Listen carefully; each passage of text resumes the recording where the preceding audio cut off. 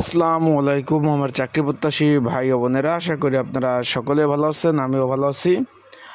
বাংলাদেশ অভ্যন্তরীণ নৌ পরিবহন কর্তৃপক্ষ, যেটা BIWTA বলে আপনারা ভালো চিনেন। এখন বিষয়বস্তুটা হলো, এর মধ্যে একটা পদ আছে আপনার লস্কর পদ, যার বেশি একটা সময় নাই। আগামী 4/7/2025 তারিখ পরীক্ষা অনুষ্ঠিত হবে, সকলে জানেন, অবগত আছেন। এখন এই পদের জন্য একটি কমন উপযোগী একটি সাজেশন রয়েছে, সেটা আপনাদের কিভাবে নেবেন, কতটুকু কমন উপযোগী হবে সেই বিষয়ে আলোচনা করব। আর একটা বিষয় আলোচনা করব যে পরীক্ষা MCQ হবে না লিখিত হবে, পরীক্ষার হলে কী কী ডকুমেন্ট কাগজপত্র আপনারা নিয়ে যাবেন, সেই বিস্তারিত বিষয় জানতে ভিডিওটা শুরু থেকে শেষ পর্যন্ত আপনাদের অবশ্যই দেখতে হবে, তাহলে বিস্তারিত বিষয় আপনারা জানতে পারবেন। চলুন ভিডিওটা শুরু করে দেই।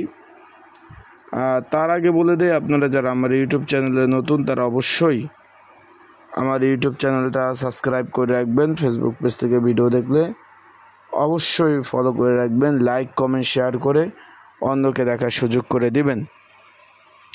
বাংলাদেশ অভ্যন্তরীণ নৌ পরিবহন কর্তৃপক্ষ, এটা কিন্তু সরকারি চাকরি। লস্কর পদের এটা যে পরীক্ষাটা হবে, এখানে পরীক্ষার্থী আপনার 9,535 জন, যা একটা পদের বিপরীতে 73 জন করে মানে 130 জন করে পরীক্ষা অংশগ্রহণ করবেন। লোক নেবে মাত্র 73 জন, পরীক্ষার্থী হলো 9,535 জন। আশা করি বিষয়টা বুঝতে পারছেন। ঢাকার 4টা স্কুল অ্যান্ড কলেজে পরীক্ষা হবে, পরীক্ষা লিখিত আকারে পরীক্ষা হবে।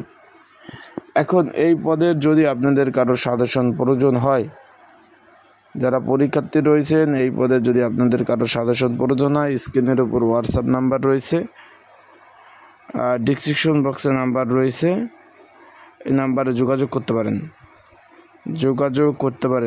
যোগাযোগ করে আপনারা সাজেশনটা নিয়ে পড়তে পারবেন। যদি আপনাদের কারো প্রয়োজন হয় সাজেশন, হোয়াটসঅ্যাপ নাম্বারে যোগাযোগ করতে পারেন।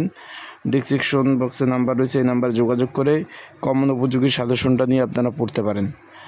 এখন বিষয়বস্তুটা হলো, পরীক্ষা লিখিত হবে ভাই, MCQ হওয়ার কোনো কারণ নাই। বিগত সালে লিখিত হয়েছে, লিখিত হবে 70 মার্কের। ভালোভাবে পড়াশোনা করে তারপর পরীক্ষার হলে যাবেন। কারণ বিষয়বস্তুটা হলো ভাই, পরীক্ষার্থী কিন্তু প্রচুর। আপনি যদি প্রস্তুতি না নিয়ে পরীক্ষার হলে যান, কোনো লাভ হবে না, 1 পয়সারও আপনার লাভ হবে না। তার জন্য আপনাদের বলবো, ভালোভাবে প্রিপারেশন নিয়ে তারপর পরীক্ষার হলে যাবেন।